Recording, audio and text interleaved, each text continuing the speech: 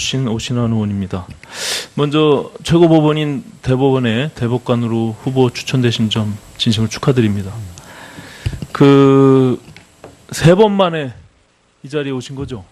추천이 이번이 세 번째인가요? 그렇습니다. 예. 앞서 다른 의원님 질의 중에 6월 16일 날 대법원장으로부터 최종 채청이 된다 이렇게 통보를 받으셨다고 그랬죠? 네. 예, 맞습니다. 전화로 이제 통보가 왔나요? 네. 예.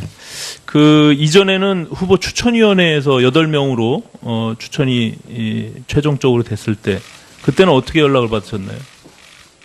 그때는 대법원 행정처에서 추천이 됐으니까 아까 말씀하신 자기 검증 진술서, 네. 그다음에 심사에 필요한 여러 서류들 준비해서 제출하십시오라는 이메일을 받았습니다. 후보 추천위원회에 총 36명의 추천이 됐을 때 인원은 지금 뭐 공개되진 않았지만 그 풀에 들어간 것은 변협에서 추천하신 건가요?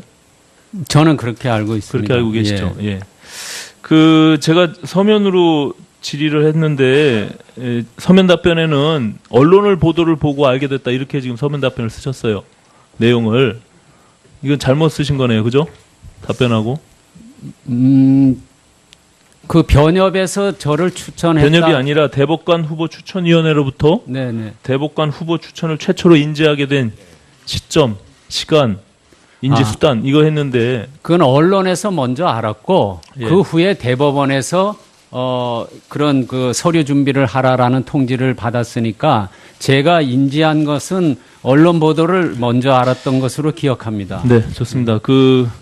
후보자께서는 대법원 구성의 다양화를 위해서 그런 측면에서는 적임자라고 생각합니다. 그리고 뭐 살아오신 인생 속에서 말씀하신 대로 굉장히 역경을 뚫고 지금의 자리에 계십니다.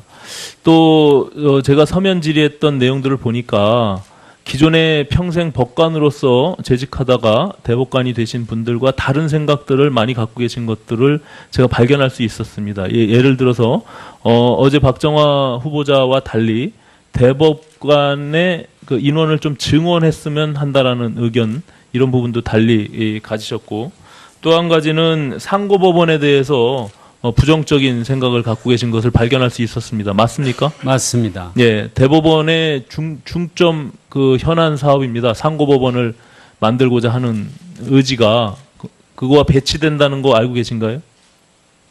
네, 상고법원 취지 자체는 네. 뭐 수긍합니다만은 네, 어쨌든 생각이 뜻이 다른 거 아니에요? 결과적으로 예. 지금 상고법원 25년 동안 제야에서 변호사 활동을 하시면서 대법원, 법원을 바라봤던 시각들에 대한 문제의식들을 혹시 대법관이 되시더라도 꾸준히 갖고 계시면서 새로운 활력을 좀 불어넣어 주셨으면 좋겠다 이런 생각을 합니다. 후보자 본인으로서는 변협이나 법조계에서 굉장히 좋은 호평을 받고 있습니다. 다만 청문회 과정 속에서 앞서 말씀하신 대로 도덕성이나 자질 또한 헌법적 신념 뭐 이런 것들을 검증하는 자리가 아니겠습니까? 네. 그런 측면에서 여러 지적되고 있는 가족들의 문제는 제가 봤을 때 본인은 어렵게 지금의 자리에 오신지 모르겠으나 법관으로서 10년 동안 재직하시고 퇴임할 때도 서면 답변에는 경제적인 문제로 내가 법관을 그만둔다 이렇게 말씀하셨어요. 자식들에게는 좀 더 좋은 교육 환경에서 뭐 많은 것들을 좀 물려주고 싶으셨던 생각이 있으셨던 건가요? 물려주겠다는 생각보다는 네. 그런 생각은 한 적이 없고요. 존경하는 곽상도 의원님이 지적하신 초등학교, 중학교의 조기 유학은 불법입니다. 지금 현재도 불법이고 그렇지 않다라고 생각하면 우리 대한민국의 공교육이 그냥 지금과 같은 상태를 유지하겠습니까? 모든 사람들이 조기 유학을 형해화될 가능성이 있지 않겠습니까? 2000년 11월 개정된 국외 유학에 관한 규정을 통해서 고교생에 대해서만 2001년도부터 자유화되어 있는 상황입니다. 물론 예외적인 상황은 있습니다. 부모가 해외 근무를 하거나 동행, 이민의 경우 예외적으로 조기 유학을 허락하는 경우는 있다라고 알고 있습니다. 후보자 본인의 세 자녀, 따님 세 분 모두가 초등학교, 중학교에 조기 유학을 갔습니다. 근데 모르고 법을 모르고 갔다고 하더라도 그것이 불법이 아니더라도 지금 국민적 정서에 세 자녀 모두가 초등학교 때, 중학교 때 조기 유학을 가서 10년 넘게 해외에서 공부를 마치고 돌아왔다라고 생각하는 것이 국민적 정서에 부합한다고 생각하십니까? 그렇지 않습니다. 네, 그렇지 그 않죠. 부분 우선 제가 생각하는 것은요, 이제 말씀을 하실 기회를 좀 늦게 드릴게요. 제가 생각하는 것은 10년간 법관하시고 이제 변호사 생활을 25년 동안 하실 때 다시 내가 공직자로서 돌아가리라고 생각을 안 하셨던 건 아닌가. 그렇지 않습니까? 그렇습니다. 예. 그리고 지금 대법관의 연봉이 얼마인지 알고 계신가요? 모릅니다. 몰라요. 지금 작년, 재작년 아마 지금 후보자의 소득세 신고 내역을 보니까 한 3억 2천에서 7천 정도 하셨더라고요. 그거에 한 3분의 1 정도 되는 걸로 제가 알고 있는데 비용의 문제가 아니라 이제는 또 명예로운 또 최고 법원으로서의 대법관을 통해서 국가에 봉사하고자 하는 뜻이 있었다라고 순수하게 제가 생각할 수 있습니다. 다만 그 과정 속에서 내가 다시금 고위 공직자로서 법원에 돌아갈 수 있다라고 생각하면서 살아오신 건 아니지 않나 이런 생각을 하는데 거기에 대해서 한번 말씀해 주시죠. 예, 그렇습니다. 저는 아까도 잠깐 언급했습니다마는 은행 다닐 때는 은행원 생활에 충실했습니다. 짧게 좀 말씀해 주십시오. 예, 그래서 변호사 하면서도 이런 공직에까지 다시 돌아갈 생각이 있다라는 가능성에 대해서는 솔직히 그걸 염두에 두고 변호사 한 적은 없습니다. 그래서 열심히 했는데 저에게 이런 기회가 주어졌는데 지금 말씀하신 것처럼 자녀 유학 문제는 가족 아내와 상의해서 한 일이지만은 동감합니다. 일반 국민들 특히 어려운 서민들이 보실 때 딸 셋을 다 해외 유학시켰다라는 것이 그런 국민 정서의 어떤 좀 상실감이나 마무리 부탁드리겠습니다. 네, 허탈감을 왜 안 주겠습니까? 네, 동의합니다. 네, 네, 수고하셨습니다. 다음은 송금주 의원님 질의하시겠습니다. 네, 조재현 후보자님, 네, 축하드립니다. 일단 질의하겠습니다. 후보자는 11년간 법관 생활, 그리고 24년간 변호사 생활 하셨죠? 네. 그리고 아마 재야분으로 계속 추천을 받으신 것 같은데, 3번 추천을 받으셔가지고, 이제 3번째 만에 대법원장을 제청을 받으셨습니다. 맞으시죠? 네. 이번에 특별히 제청받은 이유는 뭐라고 생각하십니까? 아까 말씀드렸듯이 그런 대법원 다양화에 좀 기여를 해라. 이런 국민들의 요망이 반영된 것이 아닌가 그렇게 생각합니다. 대법원 다양화의 관점은 이미 3번 추천을 받으실 때 다 재야분으로 추천을 받으셨기 때문에 똑같습니다. 그렇죠? 네. 일단 우리 이제 조재현 변호사로서 여러 신망을 받으시는 부분과 별도로 또 대법관으로서 지금 청문을 받으시는 것이기 때문에 일단 자질 문제에 대해서 저희가 하나씩 검증을 해보겠습니다. 재산관계 관련해서 한 가지 저희가 살펴봤더니 본인 소유의 서초동 아파트 외에 배우자 명의로 서초동에 주상복합 아파트를 소유하고 계십니다. 맞죠? 맞습니다. 이 아파트는 2007년 5월 18일에 구입하셨죠? 그 당시 가격이 얼마인 줄 아십니까? 어느 아파트. 배우자 명의의 아파트입니다. 네. 그 아파트 구입 가격은 6억 720만 원이었습니다. 저희 등기상으로는 5억 7천만 원으로 돼 있습니다. 부가가치세 3천여만 원을 포함해서 저희는 지불했습니다. 네. 일단 등기상 매매대금, 순매매대금은 5억 7천으로 기재되어 있습니다. 네. 그 아파트의 당시 공시지가는 7억 2천만 원입니다. 그리고 후보자가 구매한 나흘 뒤 5월 22일 같은 평형의 바로 옆 아파트에 매매가 이루어지는데 그 아파트의 매매대금은 8억 960만 원입니다. 당시 건설사인